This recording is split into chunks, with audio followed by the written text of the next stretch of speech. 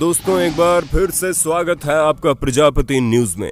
दोस्तों क्या आपको मालूम है कोमा में जाने के बाद क्या होता है और कोमा में इंसान क्या देखता है? शायद आपको ये भी नहीं मालूम होगा कि कोमा में जाने की वजह क्या होती है। लेकिन इन सभी सवालों का जवाब आज के इस वीडियो में मिलेगा, इसलिए वीडियो को अंत तक जरूर देखना। दोस्तों मौत एक ऐसी घटना है जो हर इंसान की जिंदगी में कभी न कभी तो घटती ही है।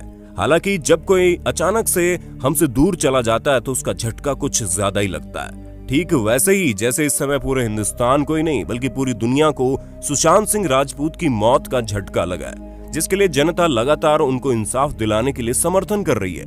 और इस केस से जुड़ी जितनी भी नई इंफॉर्मेशन होगी वो हमारे चैनल पर आपको देखने को मिलेगी। पर दोस्तों हमारा आज का टॉपिक थोड़ा हटकर है, क्योंकि हम सभी ये सुनते हैं कि ये शख्स कोमा में चला गया तो हमें दुख होता है। जहां अधिकतर ऐसा ही होता है कि कोमा में जाने के बाद लोग वापस लौट कर नहीं आते। ऐसे में आपके दिमाग में कभी न कभी ये सवाल जरूर आया होगा कि आखिर ये कोमा होता क्या है और इस अवस्था में जाने के बाद इंसान के साथ क्या होता है। तो दोस्तों आज आपके इन्हीं सवालों का जवाब यानी मैं आपका दोस्त विशाल प्रजापति अपनी इस वीडियो के माध्यम से देने वाला हूँ, इसलिए इस वीडियो के अंत तक बने रहना। चलिए वीडियो शुरू करते हैं। लेकिन हाँ, वीडियो शुरू करने से पहले एक छोटी सी रिक्वेस्ट है।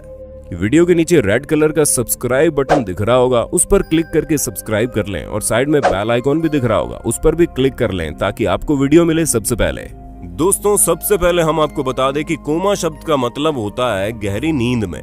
ऐसे में कोमा एक लंबी बेहोशी की हालत को कहा जा सकता है और ऐसा तब होता है जब दिमाग पर कोई गंभीर चोट लगती है या फिर किसी और कारण से दिमाग के अंदर रक्त संचार में गतिरोध उत्पन्न हो जाता है और इस हालत में मरीज का दिमाग या तो सो जाता है या मर जाता है। पर दोस्तों शरीर पूरी तरह से एक नॉर्मल इंसान की तरह काम करता है। पर दोस्तों कोमा में गए इंसान को कानूनी तौर पर जिंदा नहीं माना जाता, क्योंकि कानून की नजर में इंसान तब जिंदा है जब तक उसका दिमाग जिंदा है। और इस चीज की सबसे बड़ी वजह यही है कि हम जो भी देखते हैं सुनते हैं उसका माध्यम भले ही हमारी आंख, कान, नाक वगैरह वगैरह हो, लेकिन ये सभी चीजें समझने के योग्य सिर्फ और सिर्फ हमारा दिमाग ही है।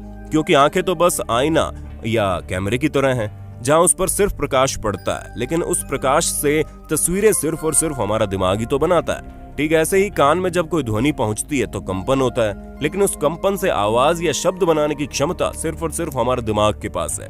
तो आप ये कह सकते हैं कि हम सिर्फ और सिर्फ तब तक जीवित हैं जब तक हमारा दिमाग कार्य कर रहा है। और जैसे ही हमारा दिमाग ने काम करना बंद कर दिया, हम भले ही चाहे जितने अमीर हो या प्रतिभाशाली क्यों ना हो, हम किसी भी काम के नहीं रह जाएंगे। ऐसे में शरीर के बाकी सभी अंग सहायक के तौर पर काम करते हैं, लेकिन अगर हमारा दिमाग मर जाएगा तो हमें किसी भी तरह से जीवित नहीं कहा जाएगा। हालांकि ये सब तो कानूनी बातें हैं, पर अगर हम विज्ञान के तौर पर बात करें तो दोस्तों विज्ञान की दृष्टि में किसी भी इंसान को मरा हुआ तभी माना जाएगा जब उसके दिल की धड़कनें चलनी बंद हो जाए, क्योंकि इस अवस्था में व्यक्ति का दिमाग भी जीवित नहीं रह सकता। और इसकी सबसे बड़ी वजह यही है कि एक बार अगर कोई व्यक्ति कोमा में चला गया तो इस बात के कम आसार है कि वो वापस से जीवित हो पाए।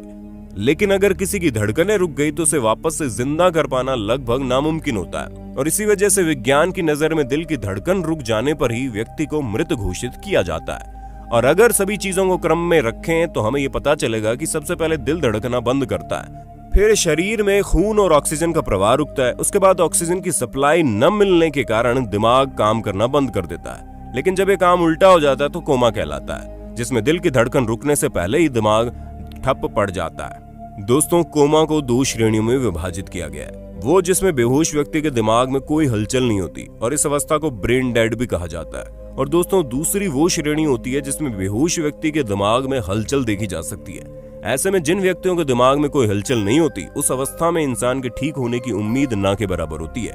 हाँ, एक आध बार ऐसा हो सकता है कि इंसान ठीक हो जाए, लेकिन अक्सर लोग मृत्यु को ही प्यारे हो जाते हैं। लेकिन जिन लोगों के दिमाग में कोमा के दौरान हलचल या गतिविधियां चलती रहती है, वो लोग वक्त रहते सही भी हो जाते हैं। और इसी वजह से आप लोगों ने जितने भी कोमा से ठीक हुए केस देखे होंगे वो इसी श्रेणी में आते हैं, जहां का दिमाग कोमा में होने के बावजूद हलचल कर रहा होता है। दोस्तों इस अवस्था में लोग सपने भी देखते हैं और आप उनसे जो बातचीत करते हैं उसे वो सुन भी सकते हैं।